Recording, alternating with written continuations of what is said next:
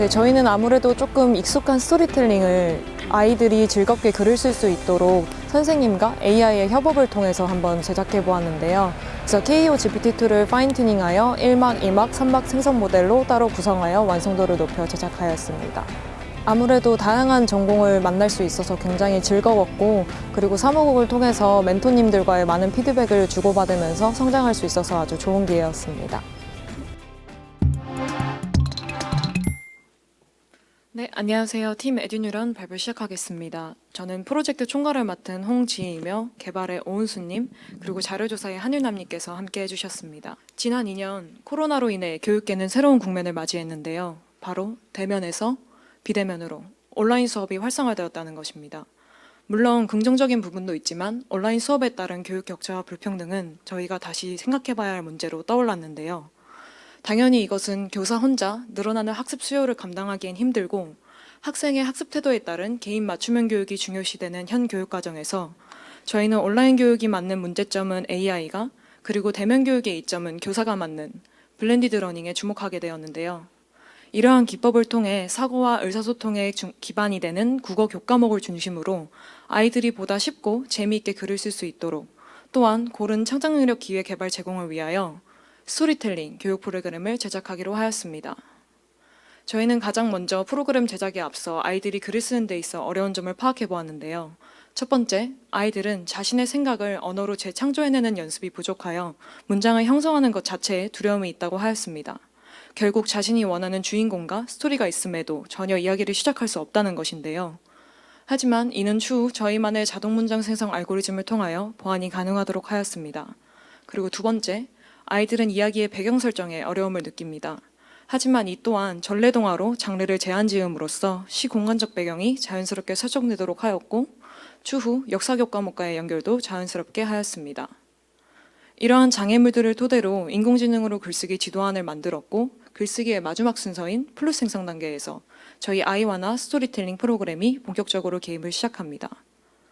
프로그램 제작은 전래동화 데이터 약 500편을 수집하는 것을 시작으로 이야기의 처음, 중간, 끝이 서사 있게 흐를 수 있도록 총 3부분으로 나누어 데이터 전처리를 하였습니다.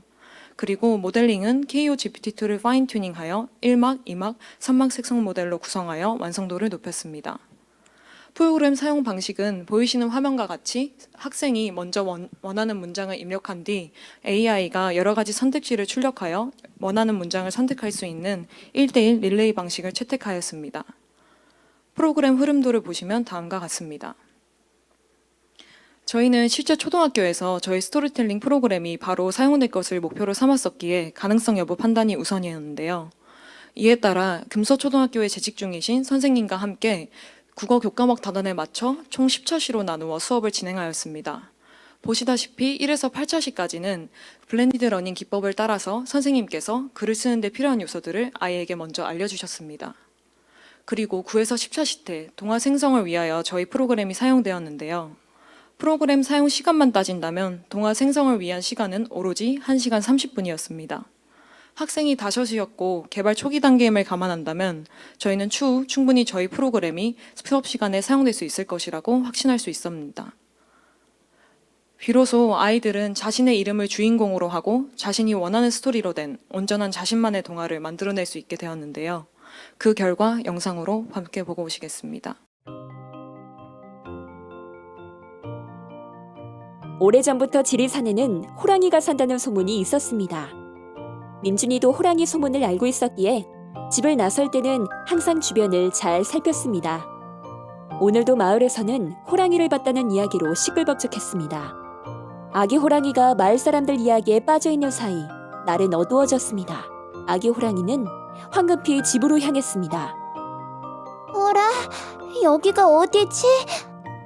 아기 호랑이가 민준이 앞으로 나타나자 민준이는 깜짝 놀랐습니다. 저 좀 도와주세요. 제가 도와줄게요. 같이 길을 찾아봐요.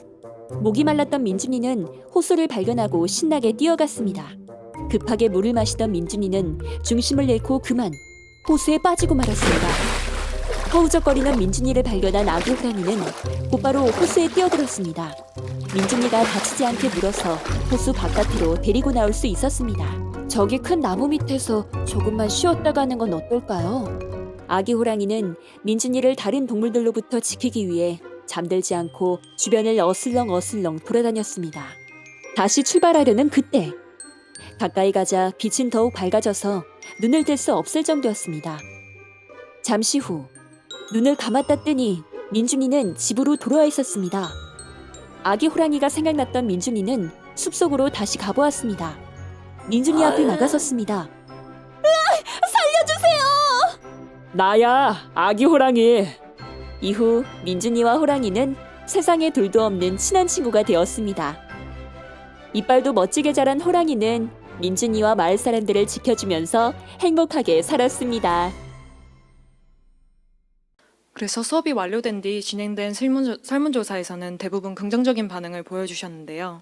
수업을 진행했던 선생님께서는 이렇게 말씀하셨습니다. 아이들은 영상에 많이 노출되어 단편적인 상상력은 있으나 이야기를 전개해 나가는 힘이 부족했는데 AI의 도움을 통해 그런 점을 보완하고 즐겁게 헤어나갈 수 있어서 아주 좋았다고 하셨습니다. 또한 수업을 진행받았던 학생들 역시 아침 시간에 할 게 없었는데 창작동화를 쓰니까 아주 즐거웠고 그리고 인공지능이 쓴 글을 읽어보는 것이 새로웠다고 하였습니다. 또한 무엇보다 친구와 이야기를 많이 나눌 수 있어서 좋았다는 말을 보았을 때 교우관계 회복에도 긍정적인 영향을 끼친 것을 확인할 수 있었습니다. 다만 학생의 글에 대한 AI의 반응이 조금 더 즉각적으로 일어나도록 보완이 된다면 훨씬 더 좋겠다고 말씀 주셨으며 그리고 프로그램 마무리 시 책 형태의 결과물이 나온다면 아이들이 훨씬 더 만족감을 느낄 거라고 말씀해 주셨습니다. 이러한 피드백을 토대로 저희는 앞으로 나아가야 할 방향에 대해서 생각해 보았는데요. 바로 가장 먼저 UI 구축입니다. 보다 다양한 아이들이 손쉽게 접근할 수 있도록 웹사이트 또한 제작할 것이며 추후 방과후 글쓰기 지도교사 양성을 위한 버전도 추가하여 교사들이 수업 자료에도 활용할 수 있도록 도움을 줄 것입니다. 그리고 저희는 교육적인 측면뿐만 아니라 비즈니스적인 측면에서도 생각해 보았는데요. 저희가 단순히 읽기만 했던 전자책을 사용자가 다음 내용을 선택할 수 있게 인터랙티브가 가능한 이북 쪽으로도 비전을 한번 제시해보고 싶습니다. 이상 발표를 마치며 아이들이 교육을 통해 눈부시게 성장할 수 있기를 바라겠습니다. 감사합니다.